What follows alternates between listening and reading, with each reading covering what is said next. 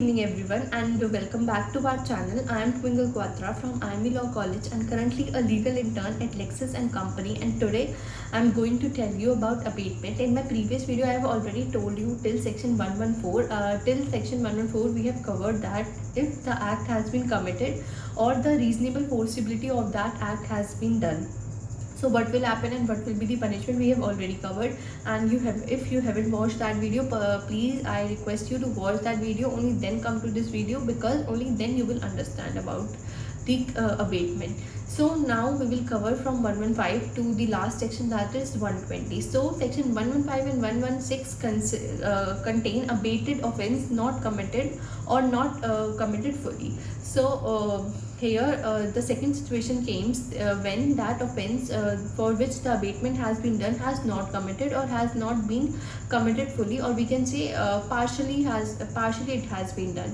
So let's come to section 115. It says abatement of offense punishable with death or imprisonment for life if offenses is not committed. So it says that if there is a offense whose punishment is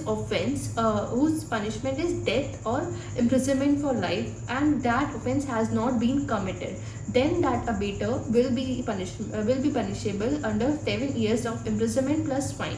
So let's take an example. If A has abated B to murder C, but B says no, then in that case A will be under a punishment of 7 years plus fine. And here the second condition comes that if act causing harm be done in consequence. It means that if some other act has been done in the consequence of the abated act, then that abater will be under punishment of 14 years of imprisonment plus fine. Let's just take an example. If A has abated B and gave him stick to beat C, and in doing that act, in beating C, B took out the knife from his pocket and cut the throat of C and murdered C. In that case, A has no any foreseeable reason and he cannot imagine that B will took the knife and will cut the throat of C. Then in that case, if he doesn't have any foreseeable reason, then A will be liable for 14 years plus fine. So let's come to 116. It says abatement of offense punishable with imprisonment. It means that if there are offenses whose punishment is imprisonment, lower than imprisonment for life. So in that cases, imprisonment can be of any year. So in that case, if that offense has not been committed, then that person will be who is abating will be under liability for 1/4 of the punishment plus fine plus both. It means that if the imprisonment is of 8 years, then that person will be liable for 1/4 of that 8 years, that is for 2 years plus fine plus both. And the second situation comes that if that abater or the person who has been abated is a public servant whose duty was to save or to stop that crime, and if that person abated that crime or has done that offense himself, then he will be liable for 1/2 of the imprisonment year plus fine plus fine plus both. So because it was a duty of the public servant, because of that he has given the punishment of half of that imprisonment year. So let's come to section 117. This section contains abating offense by public, and public is more than 10 people. If someone abates abates the offense and collects 10 people from the public or gather 10 people from the public and abates them for doing some offenses, then that person will be liable for 3 years of fine plus 3 years of imprisonment plus fine plus both. Now the question arises here is that in section 115 we have read that the punishment will be of 14 years, and in section 117 we are reading that it is for 3 years. So what section will be applied? Either it will be 115 or 117. Let's take an example. If A has gathered 10 people and abated them for murder of some person, then he will be abated. He has abated 10 people or more than 10 and for murder. So under what section he will be liable? Under 115 or under 117? Because it will be very illogical, or it will be not will be not considered as justice if you will give imprisonment of only 3 years.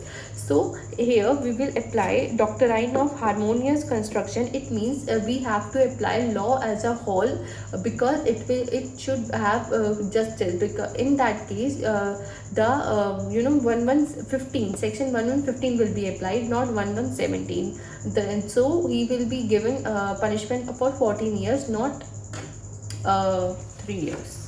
So let's come to section 118. It's section 118 to 120 contains concealment design of to commit offense. It means that if someone voluntarily conceals some facts, or through some act he conceals some facts, or he does some illegal omission, or also uses encryption, or uses any hiding tool knowingly, that if he or she will hide that fact, then that offense will be committed. Then what will happen? So section 118 and section 120 deals with general public, and section 119 deals with public servant. So let's read first section 119.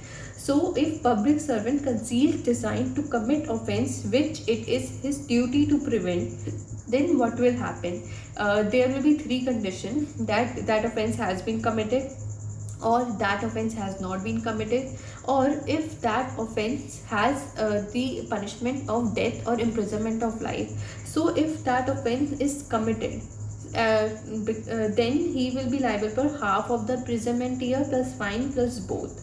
And if that offense has not been committed, then he will be liable for 1/4 of the imprisonment year plus fine plus both. And if the punishment for that offense was death or imprisonment for life, then he will be liable for 10 years, because it was his duty to stop that offense, but he has concealed the fact about that offense knowingly. Now let's come to section 118. It is for general public. It says that if some person conceals the fact, and if the offense or the punishment for that offense is death or imprisonment for life, and if that offense has been committed, then that person will be liable for 7 years plus fine, and if not committed, then 3 years plus fine. And let's come to 120. It says concealing design to commit offense punishable with imprisonment. So if the offense has the punishment of imprisonment of any description, then if that offense has been committed, then 1/4 of the imprisonment year plus fine plus both, and if not committed, then 1/8 of the imprisonment year plus fine plus both. So these were the section related to abatement. I hope you liked this video and you got the concept of abatement. If you have any doubt, and if you want me to solve any doubt, if you have any so you can tell me, and I will solve it at my earliest. And feel free to comment whatever you like, whatever you didn't like. And also keep liking, keep sharing, and subscribe to our channel. Thank you for watching.